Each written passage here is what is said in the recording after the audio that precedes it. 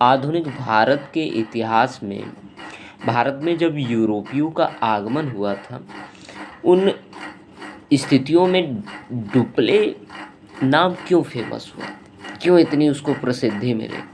आइए जानते हैं डुप्ले कौन था, उसमें डुप्ले का उत्थान पतन और असफल क्यों हुआ।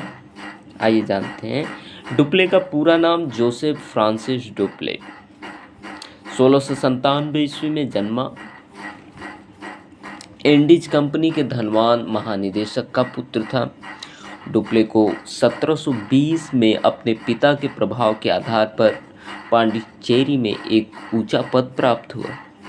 उसने निजी व्यापार के माध्यम से पांडिचेरी में काफ़ी धन अर्जित किया।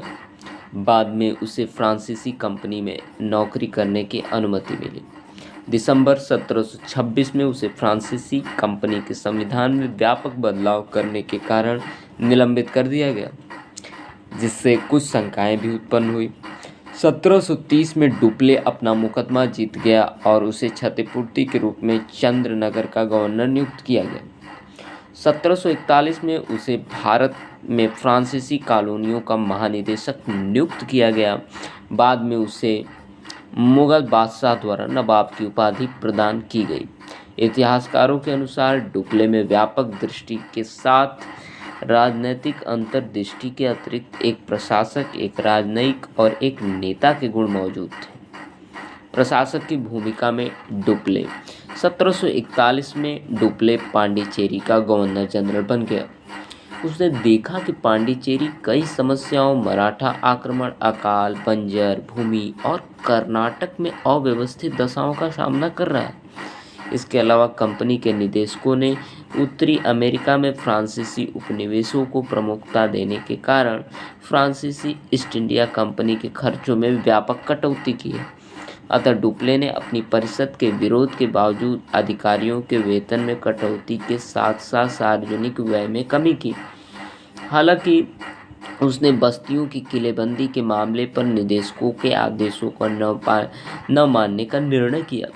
उसने पांडिचेरी के रक्षा व्यय में वृद्धि की और यहाँ तक कि अपना व्यक्तिगत संपत्ति से भी, ध्यान दीजिएगा, अपनी व्यक्तिगत संपत्ति से भी इस पर बड़ी राशि व्यय की। उसने उपनिवेश के व्यापार के विकास के लिए व्यवहारपरक कदम उठाकर दक्षिण भारत में पांडिचेरी को वाणिज्य स्थान बनाया। बाद में कंपनी के निदेशकों ने डुप्ले द्वारा सही निर्णय के लिए उसकी प्रशंसा की। डुप्ले भारत में असफल क्यों हुआ? डुप्ले को द्वितीय कर्नाटक युद्ध में फ्रांसीसी सेना की शुरुआती हार और डुप्ले के राजनीतिक निर्णयों के परिणाम स्वरूप कंपनी को भारी कीमत चुकाने के चलते 1754 में वापस बुला लिया गया। कई इतिहासकारों ने इस घटना को कंपनी के निदेशकों की भारी भूल कहा। हालांकि डुप्ले में कुछ कमियां भी थीं, जिसे निम्न प्रकार रखा जा सकता है। डुप्ले ज़रूरत से ज़्यादा आशावादी था। वह काफ़ी लंबे समय तक भी आशा बनाए रखता था, जिससे वह संकटपूर्ण स्थितियों का लाभ नहीं उठा पाता था। डुप्ले के मित्र उसके निरंकुश व्यवहार को पसंद नहीं करते थे। डुप्ले कार्यों का क्रियान्वयन नहीं कर पाता था। वह अभियान की योजना बनाता था, अपने अधीनस्थ को निर्देशित करता था, लेकिन उसने लॉरेंस या क्लावी की तरह कभी भी युद्ध भूमि में सेना का नेतृत्व नहीं किया। फ्रांसीसी त्रिचिन्नापल्ली 1752-53 को हासिल करने में असफल रही, क्योंकि डुप्ले द्वारा सोची गई योजना को उसके कमांडर क्रियान्वित नहीं कर पाए।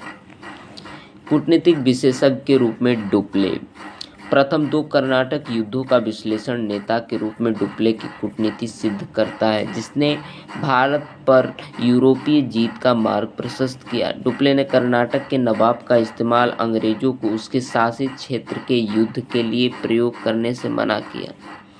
डुप्ले ने कर्नाटक के नवाब का इस्तेमाल अंग्रेजों को उसके शासित क्षेत्र के युद्ध के लिए प्रयोग करने से मना किया, ताकि जब तक फ्रांसीसी सेनाएं पर्याप्त शक्ति प्राप्त नहीं कर लेती, पांडिचेरी को पूरी तरह सुरक्षा प्राप्त हो सके। इसके बदले में नवाब को अंग्रेजों की हार के पश्चात मद्रास सौंपने का वचन दिया गया, लेकिन डुप्ले ने अपनी कूटनीति का इस्तेमाल करते हुए नवाब को मद्रास नहीं दिया और सेंट थाम में उसे पराजित किया।